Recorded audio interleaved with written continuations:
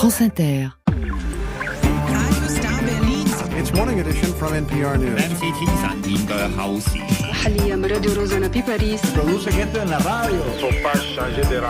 France Inter. Le 18-20. Christelle Rebière. Un jour dans le monde, un premier jour en 2025, déjà un quart de siècle de passé dans un monde de plus en plus incertain, secoué par de multiples crises, des guerres, des ingérences, des influences via les nouvelles technologies, sans compter l'enjeu du changement climatique. Et au milieu, un homme, Donald Trump. Son élection change la donne et elle raconte les questions qui travaillent en profondeur nos opinions publiques, mais c'est aussi un risque, Trump. Écoutez ce qu'en pense le prix Nobel d'économie, l'américain Daron Acemoglu. Il a répondu en exclusivité aux questions de France Inter. Bien sûr que la situation est pire qu'il y a un an. Vous savez, la période actuelle est vraiment très sombre. Trump est une menace à la fois pour la démocratie américaine et pour l'ordre mondial. Il a d'ailleurs déclaré qu'il allait se débarrasser de toutes les régulations qui encadrent l'intelligence artificielle et les crypto-monnaies. Alors que nous réserve 2025 avec cet homme-là, mais pas seulement. Le prédictif est toujours assez périlleux. On va éviter de donner des réponses définitives. Mais on va rappeler les grands enjeux et les questionnements du moment. Bonsoir Pierre Aski. Bonsoir Christelle.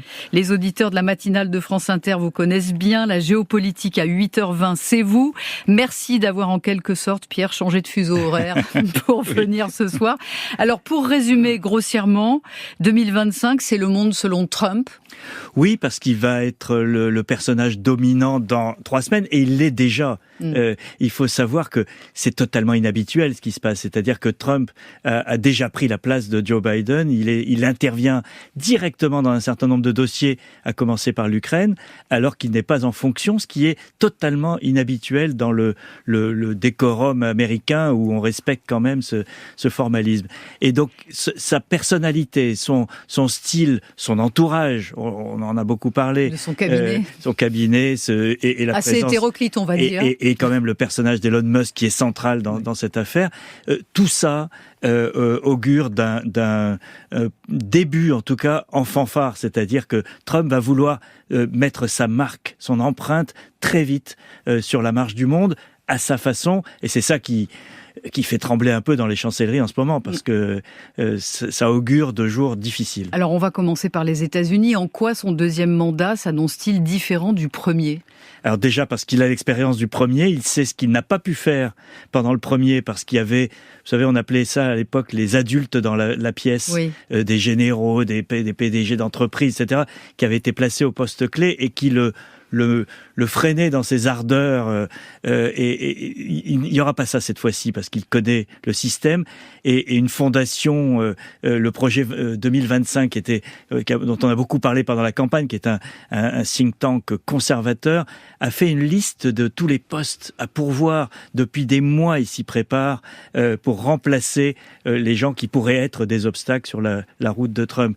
La deuxième raison, c'est qu'il contrôle les 2 chambres de l'Assemblée, même si c'est pas donc le Congrès et le Sénat, même si c'est pas à 100%, dans la mesure où il y a une partie des républicains qui lui résistent. On l'a vu il y a pas longtemps sur un vote concernant le shutdown, l'absence de budget pour les États-Unis.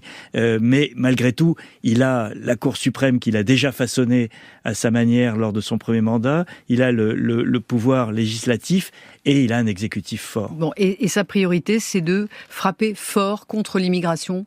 Alors, le plan immigration est terrifiant, il faut bien le dire. Le Wall Street Journal a fait un calcul il y a quelques jours sur ce que coûterait la mise en œuvre de ce programme d'expulsion de millions d'immigrés clandestins illégaux aux États-Unis. C'est en dizaines de milliards de dollars. Avec des gens qu'on irait chercher chez eux, qu'on mettrait dans des camps pendant des mois avant de pouvoir les expulser. Bref, c'est quelque chose qui peut avoir des conséquences humaines, sociales, politiques, et changer la nature même du climat, parce qu'on parle de faire intervenir l'armée américaine. Trump a évoqué la possibilité de faire appel à l'armée pour faire ce programme. Donc tout ça est une dimension peut-être brutale qui veut marquer les esprits. Mais il y a tout le reste. Il y a le plan d'Elon Musk de couper à la hache dans les dépenses. J'allais dire à la tronçonneuse façon Javier Milei. Mais dans les dépenses fédérales. Et puis il y a la dérégulation aussi. Oui, mais il faut savoir que l'influence qu'il y a autour de Trump aujourd'hui, c'est celle de ces géants de la tech. Musk en est la figure de proue, évidemment, mais il y a beaucoup de gens dans cette catégorie qui sont aujourd'hui à l'affût de l'opportunité extraordinaire que leur donne leur puissance économique et technologique dans un monde dont ils veulent se débarrasser de toute régulation et de toute entrave à leur développement. Donc c'est ce monde-là qui se prépare. Et au niveau international, il veut faire grimper les tarifs douaniers. Est-ce qu'il faut se préparer à une forme de guerre économique ? La logique de Trump sur le plan international, c'est l'hégémonie américaine, ça on l'avait déjà, oui, moins le multilatéralisme. C'est-à-dire qu'il n'y a plus d'alliance, il n'y a plus de tractation avec les autres, comme l'Amérique l'a fait depuis des décennies, depuis la Seconde Guerre mondiale en fait. Trump, c'est voilà mes conditions, vous vous pliez ou je vous écrase. Mm-hmm. C'est un peu ça le risque, y compris, et à commencer par l'Europe, qui est censée être l'allié des Américains, allié parfois difficile, mais en tout cas pas un allié dont on peut attendre le pire. Alors parlons des guerres à présent, parce que c'est là que tout se joue aussi. Il avait dit à quelques jours de l'élection présidentielle, nous voulons la paix sur Terre. Il est très pragmatique, il veut des résultats rapides. Donc il commence par quoi ? L'Ukraine, on se souvient que Donald Trump avait dit qu'il réglerait le problème en 24 heures à son arrivée à la Maison-Blanche. On a quand même l'impression qu'il est un peu moins péremptoire. Oui, parce que évidemment, c'était un slogan de campagne pour montrer sa supériorité sur Kamala Harris. Aujourd'hui, il est déjà engagé dans des tractations avec la Russie. Il a déjà commencé. Il a déjà commencé, et on l'a vu à Paris en marge de la réouverture de Notre-Dame, oui, avec Volodymyr Zelensky à l'Élysée. Donc ces grandes manœuvres autour de l'Ukraine ont commencé, et elles sont plus compliquées que prévu. Il devait avoir un appel téléphonique avec Poutine cette semaine qui a été annulé, parce que les conditions que met Poutine pour un dialogue avec l'Ukraine sont inacceptables même pour Donald Trump. Elles le sont évidemment pour l'Ukraine, mais elles le sont aussi pour Donald Trump. Et donc, on peut se retrouver dans une situation très paradoxale en 2025, qui est que, et Donald Trump l'a déjà prévenu, en disant « Si Poutine ne veut pas négocier, j'aiderai l'Ukraine plus que ne l'ont fait mes prédécesseurs ». C'est-à-dire qu'on pourrait avoir un Trump qui devient le plus fervent défenseur de l'armée de Volodymyr Zelensky pour punir Poutine de ne pas avoir cédé à ses injonctions. C'est assez paradoxal. C'est trop tôt pour le dire, mais en tout cas, c'est une forte possibilité. Et le règlement que Trump souhaite en 2025, il est encore loin du compte. Autre dossier beaucoup plus complexe, la guerre au Proche-Orient. Benjamin Netanyahou ne lâche rien. Le cessez-le-feu est fragile avec le Liban. Gaza est pilonné tous les jours, aujourd'hui encore. Il se bat contre les alliés de l'Iran. Comment ces deux hommes se parlent-ils ? Quel est le niveau de confiance entre les deux ? Alors, paradoxalement, ils s'entendent très bien dans la mesure où ils partagent une même vision du monde. Et Netanyahou appartient à cette catégorie des hommes forts que Trump adore. Oui. Mais il y a eu des contentieux entre eux. Et en particulier, Trump en a beaucoup voulu à Netanyahou parce qu'il a félicité Joe Biden après son élection, alors que Trump continuait à proclamer qu'on lui avait volé l'élection. Et il a attaqué publiquement Netanyahou à l'époque. Je pense qu'aujourd'hui, tous les rapprochent et tout plaide pour une entente entre ces deux hommes. Mais l'entente, elle peut aller jusqu'où ? Alors, et c'est toute la question. Le vrai sujet, c'est l'Iran. Oui. Netanyahou veut profiter de ses succès. Il a écrasé le Hezbollah, il a écrasé la bande de Gaza.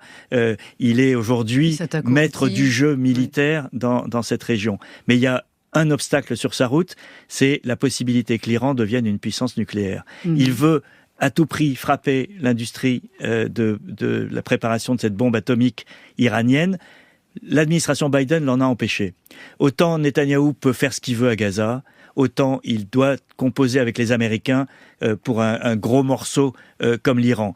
Il espère, et il a demandé, que Donald Trump lui donne le feu vert pour attaquer l'Iran.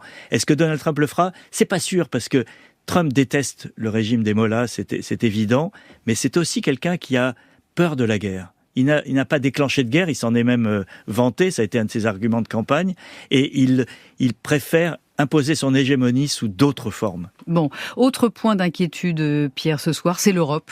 Une Europe en perte d'influence, avec un couple franco-allemand plus déstabilisé que jamais. Le New Yorker a même fait sa une la semaine dernière sur The Fall of France, la chute de la France. Oui, c'est effectivement, cette une est terrible, et elle devrait faire réfléchir aussi la classe politique française qui ne tient pas compte de la situation internationale dans laquelle se trouve la France. Mais c'est vrai que c'est le pire moment. Au moment où Trump arrive et au moment où il faudrait que l'Europe soit unie autour d'un projet et pour se renforcer, les deux principaux pays européens, la France et l'Allemagne, sont en crise politique intérieure.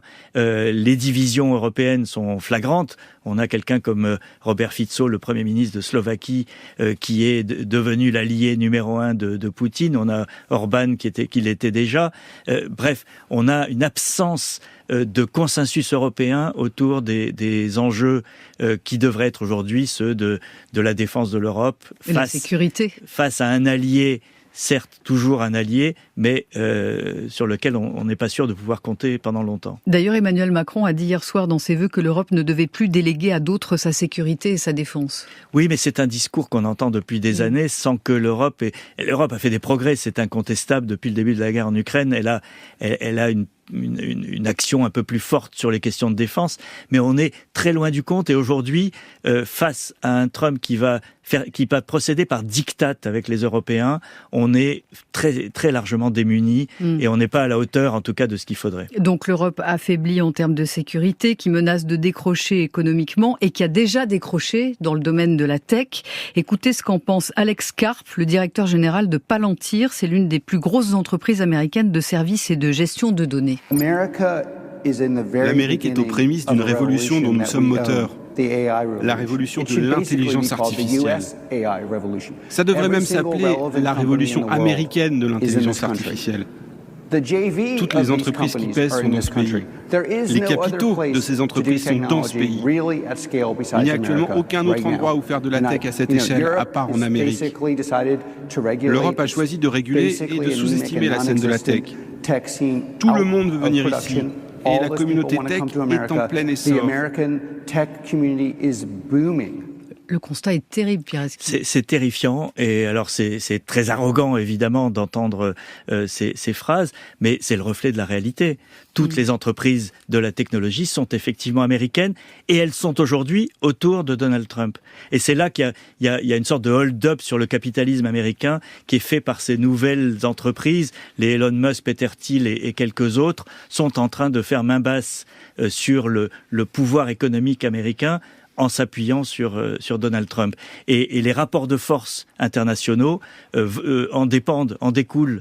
Lorsque demain, la Commission européenne voudra faire comme elle l'a fait par le passé, donner des grosses amendes à Google ou à Facebook pour des pratiques discutables, vous aurez la réaction de Washington et elle sera brutale.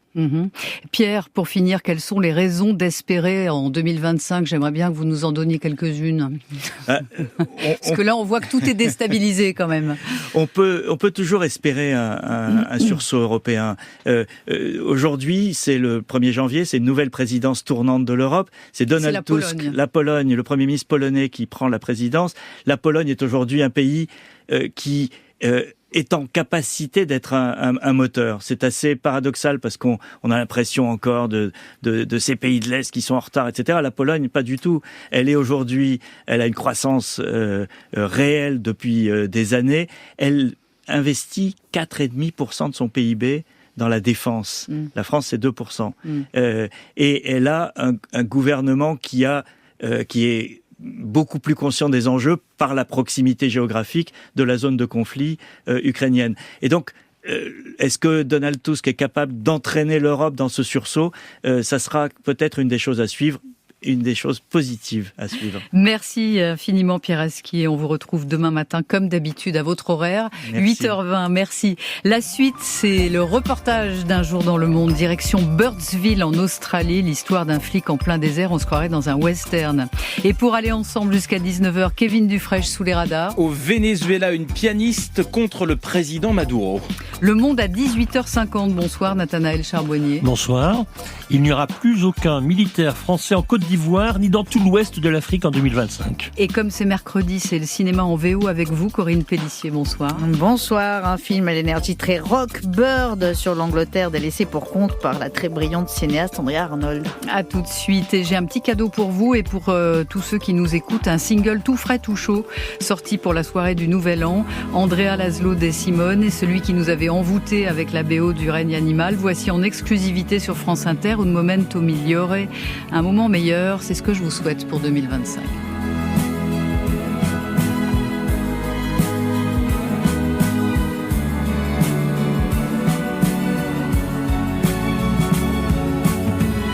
Ho perso il cuore d'un amico vero, ho perso tutti e non ho più nessuno. Ho dato amore ma non sono stato sincero ed ho mentito senza rimorso alcuno. Ho avuto un padre, dico un padre vero, che mi ha mostrato cosa vuol dire essere uomo, ma ho scelto di voler restare bambino, di non seguire l'esempio di nessuno.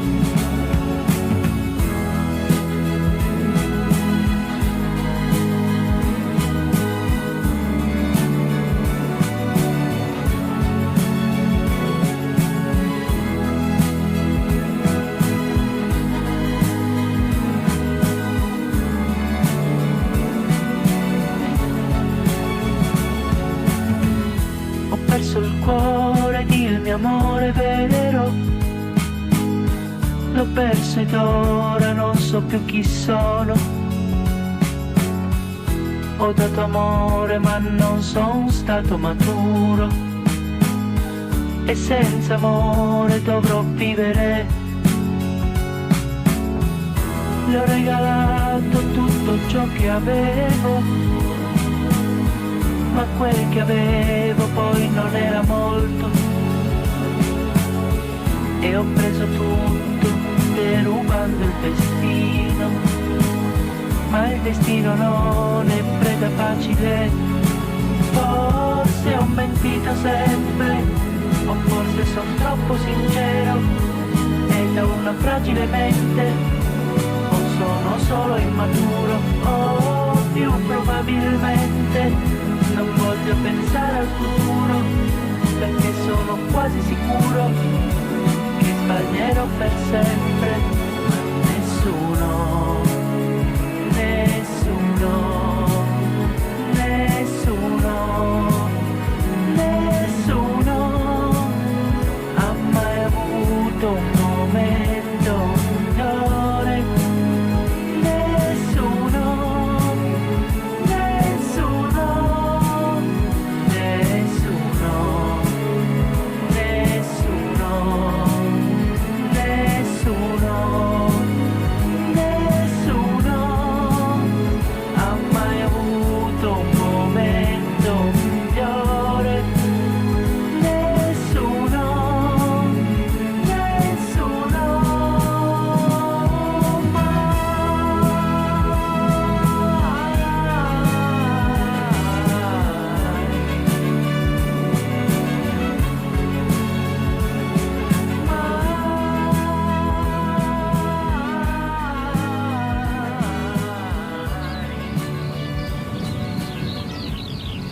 Troisième volet de la série de reportages d'un jour dans le monde en Australie. C'est une rediffusion. Aujourd'hui, direction Birdsville, une petite ville située dans l'état du Queensland. Birdsville est considérée comme l'une des plus isolées de cet immense pays.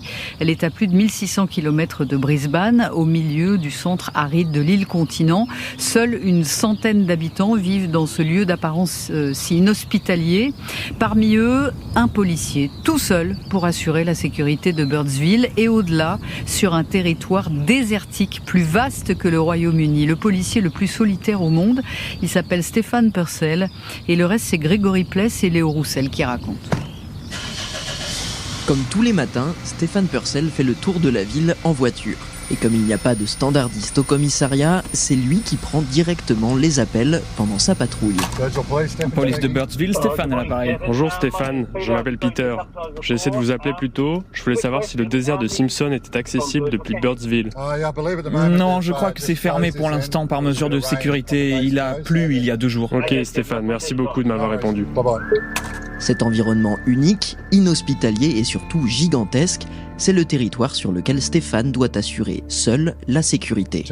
Ma zone de couverture fait 294 000 km². À l'ouest, il y a le désert de Simpson. Il y a 168 km jusqu'à la frontière du territoire du Nord, mais il faut compter 8 heures de route à travers des dunes de sable. Et au sud, il y a la célèbre piste de Birdsville. C'est une route de terre, il n'y a quasiment pas de réseau téléphonique. En cas de problème, ça peut prendre 2 heures pour arriver sur le lieu d'un accident de voiture, et plus encore en cas de sauvetage dans le désert. Et les choses peuvent même devenir encore plus compliquées si un facteur sur lequel Stéphane n'a aucune prise, la météo, entre dans la danse.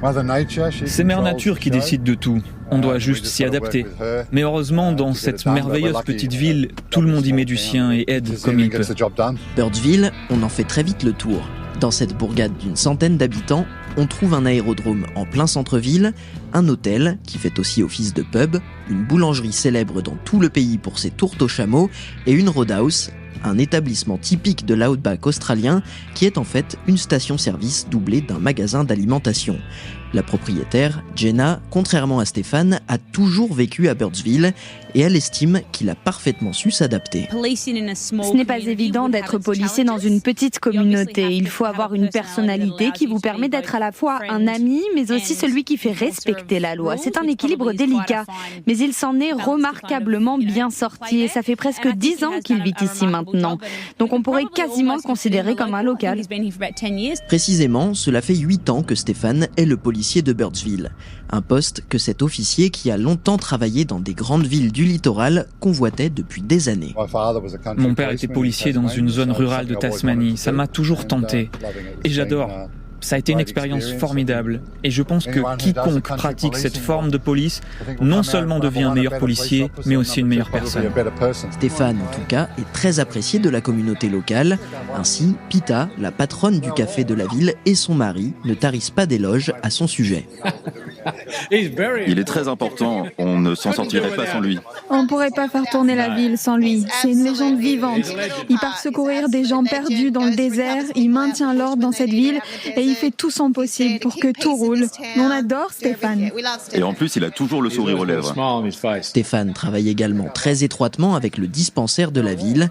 Une aide précieuse selon Jess, elle est infirmière. Stéphane est très important à la clinique. On s'appuie énormément sur lui pour nous aider. On gère aussi la seule ambulance de la ville, donc on compte beaucoup sur lui pour nous aider s'il y a des personnes malades dans le désert et s'il faut les récupérer. Seulement voilà, l'année prochaine, Stéphane aura 60 ans et il devra prendre sa retraite. Avec sa femme, il quittera donc Birdsville à regret.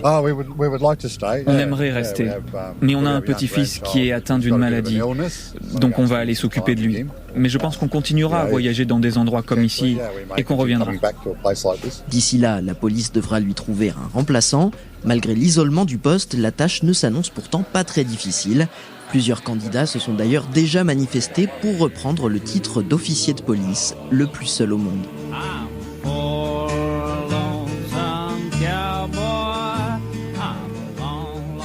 Le Lucky Luke du désert australien, Happy Lonesome Cowboy. À demain pour le dernier volet de cette série. Merci à Grégory Pless et Léo Roussel.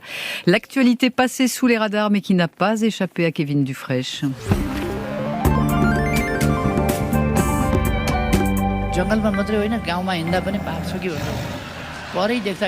Nous sommes d'abord au Népal, où il y a trop de tigres. Oui, c'est en tout cas l'avis du Premier ministre, Khadga Sharma, qui, vous l'entendez, a fait rire son auditoire sur la question il y a quelques jours, notamment parce qu'il propose d'offrir des félins à des pays amis, comme il dit, pour s'en débarrasser. Ces 10 dernières années, la population de tigres a triplé au Népal à la faveur d'une politique de protection.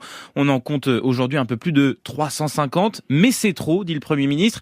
Il n'est pas judicieux de protéger les les tigres en mettant en danger des vies humaines, dit-il. Et s'il traite la question avec légèreté, les ONG de défense de l'environnement ne sourient pas parce que Khadga Sharma estime que s'il y a trop de tigres, c'est parce qu'il y a trop de forêts. Au Népal, 47% de la surface du pays, 30% serait suffisant d'après lui. Les associations craignent qu'il lance une politique de déforestation complètement opposée à celle menée depuis 30 ans dans le pays.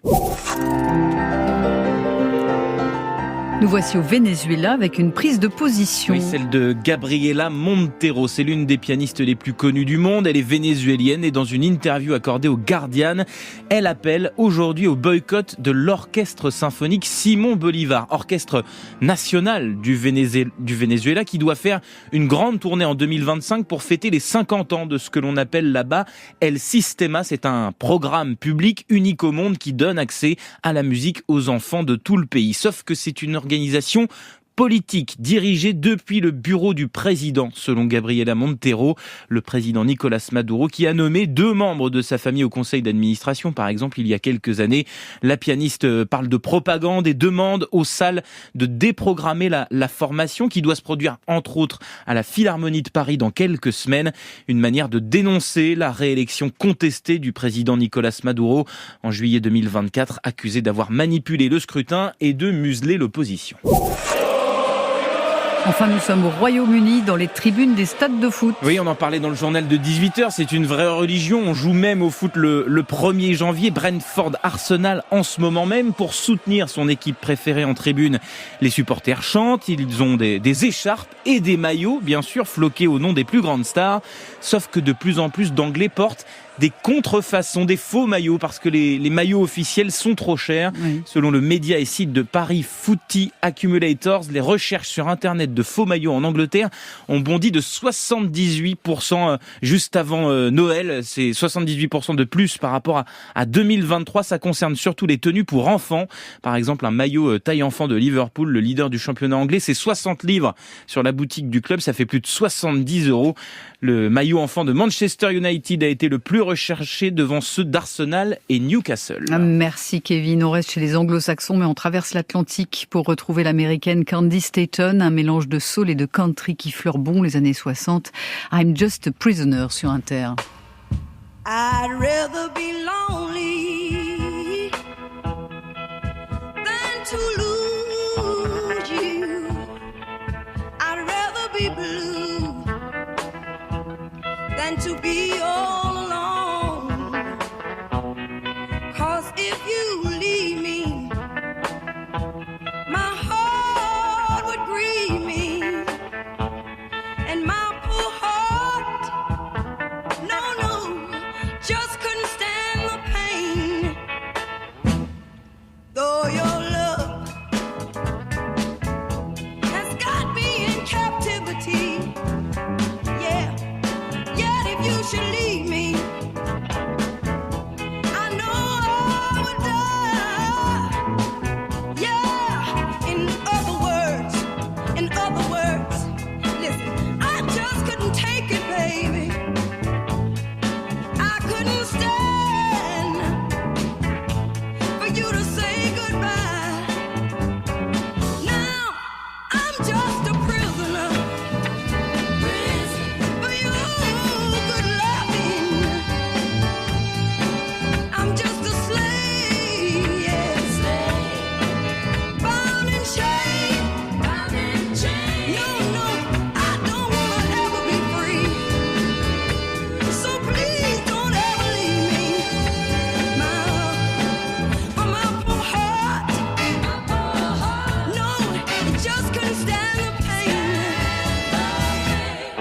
Though your love, oh yeah, got me in captivity. Yet if you should leave me, no, I know I would die.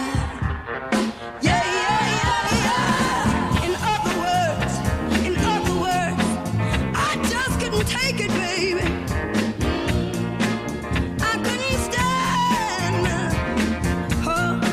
to say goodbye. Yeah. I'm just a prisoner. I'm just a prisoner de Candy Staton. How dare you? world has changed. Christelle Rebière. Le 18-20. Le Monde à 18h50, direction le Sahel et l'Afrique de l'Ouest, où il ne restera plus grand-chose de la France après la présidence d'Emmanuel Macron. Dernier départ annoncé, celui de la base militaire française qui était basée à Abidjan, en Côte d'Ivoire. Nathanaël Charbonnier. Oui, on pouvait s'y attendre, mais l'histoire s'accélère véritablement puisque la base militaire française d'Abidjan va être rétrocédée à la Côte d'Ivoire en janvier. Cette annonce, on la doit au président ivoirien, Alassane Ouattara, qui expliquait hier soir que cela ne se fait conformément à la politique de réaménagement du dispositif militaire français en Afrique, réaménagement souhaité d'ailleurs par le président français Emmanuel Macron. Il faut savoir que cette base accueillait 1 millier de soldats qui avaient pour mission de lutter contre les djihadistes qui attaquent régulièrement l'ouest de l'Afrique. Mais si l'histoire s'accélère ainsi en Côte d'Ivoire, c'est aussi pour des raisons de politique intérieure. L'élection présidentielle aura lieu en octobre et Alassane Ouattara, 83 ans, vieux crocodile de la politique, sent bien que cette base française peut devenir un problème durant la campagne électorale qui s'annonce, car la Côte d'Ivoire n'échappe pas à la tendance qui veut que la France n'est plus la bienvenue dans la région. Le président ivoirien coupe donc la branche qui pouvait lui apporter des soucis et il le fait suffisamment tôt pour que cela n'entraîne pas une cassure entre son pays et le nôtre. Une spécificité ivoirienne qui tranche avec ce qui s'est passé dans le reste de la région où la France a été chassée, on peut le dire, durant la présidence d'Emmanuel Macron. Oui, le rappel historique fait mal en effet, même si le sentiment anti-français actuel se faisait déjà sentir avant l'arrivée d'Emmanuel Macron au pouvoir, mais il n'empêche, juin 2021, départ du Mali, c'est là que stationnait la force Barkhane. Février 2023, retraite totale des forces françaises à Ouagadougou, qui intervenait au Burkina Faso depuis 15 ans. Décembre 2023, les derniers militaires français quittent le Niger. La France était présente militairement dans ce pays du Sahel depuis 2014. Elle a compté jusqu'à 1500 soldats. Décembre 2024, c'était il y a quelques jours, départ d'une première base militaire au Tchad. La deuxième base qui se trouve près de N'Djamena devrait fermer dans les semaines qui viennent.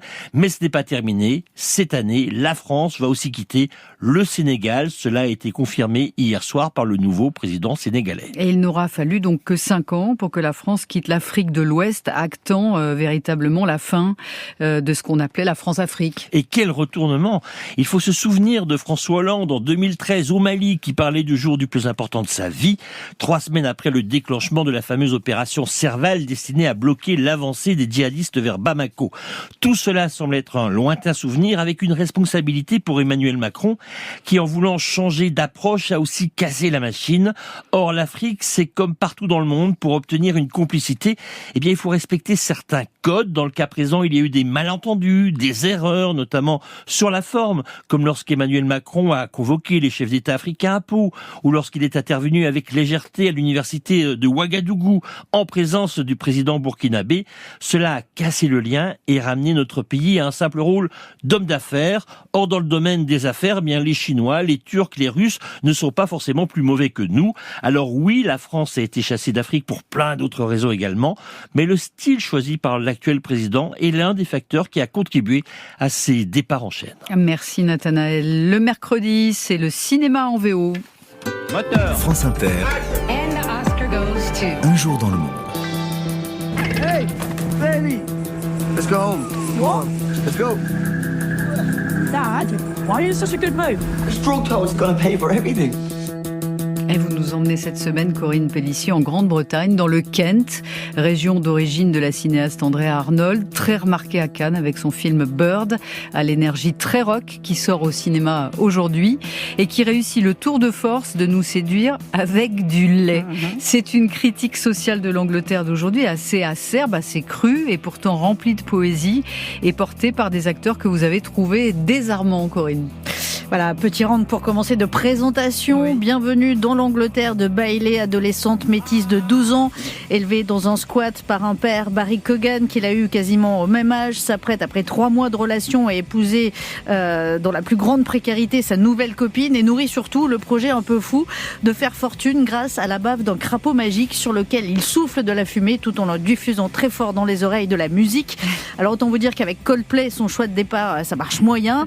Beaucoup mieux avec Fontaine DC qu'on entend en ce moment. C'est une atmosphère un peu loufoque qui crée une magie, une poésie qui va nous donner envie de suivre ces personnages, de croire en eux, d'imaginer pour eux, avec eux, un avenir meilleur, en dépit de leur quotidien d'immeubles insalubres, de précarité, parfois de violence, de familles dysfonctionnelles. Andrea Arnold porte sur cette Angleterre délaissée pour compte un regard très tendre, peut-être parce que cette région qu'elle a décidé de filmer, eh bien, cette région du Kent, c'est celle qu'il a vu grandir, qui lui a donné envie très tôt de s'inscrire au cinéma dans une tradition à la Ken Loach et à sa fibre sociale. Britain's got a long tradition of social cinema. You know, the class system is very Nous avons en Grande-Bretagne une longue tradition de cinéma social. C'est à cause des différences très marquées entre les classes sociales, des familles dans le besoin jusqu'au lord. En tant que cinéaste, j'ai envie d'aller vers ce genre parce que ça me parle. Je connais bien le secteur, le maillage industriel au bord de l'eau, les forêts de cheminées le long de la Stour. Je sais ce que ça représente pour les gens. Ça me parle d'aller plus loin dans le récit. J'ai grandi dans un lieu très proche de celui que je décris ici, avec des familles où les parents sont très jeunes et ça ne choquait personne. Bien sûr, c'était difficile. Avoir des enfants très jeunes, c'est difficile. Et j'en ai vu beaucoup des familles comme ça. Mes parents aussi m'ont eu très jeune. Andrea Arnold, qui a aussi un vrai don pour filmer les marginaux et la jeunesse. Ouais, toujours au plus près de ses personnages, sans misérabilisme, avec souvent des comédiens non professionnels qui ne disposent que de très peu d'infos sur l'histoire ou sur le scénario. Les choses se font de manière très organique, avec une place toujours importante pour la bande-son, l'énergie très rock. On a parlé de Fontaine DC, on peut aussi citer The Verve ou le groupe Blur. C'est une recette qui lui a valu jusqu'ici 3 prix du jury au Festival de Cannes pour Red Road, Fish Tank et American Honey en 2016.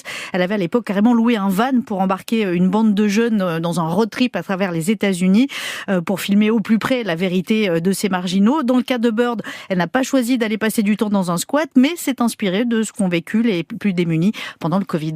Je suis très perméable à l'actualité. Ce qui se passe dans le monde m'influence beaucoup. Ce film, j'ai commencé à l'écrire pendant le Covid, quand tous les bureaux étaient vides, qu'on n'avait pas le droit de sortir de chez nous. J'ai beaucoup pensé à ce moment-là, au SDF.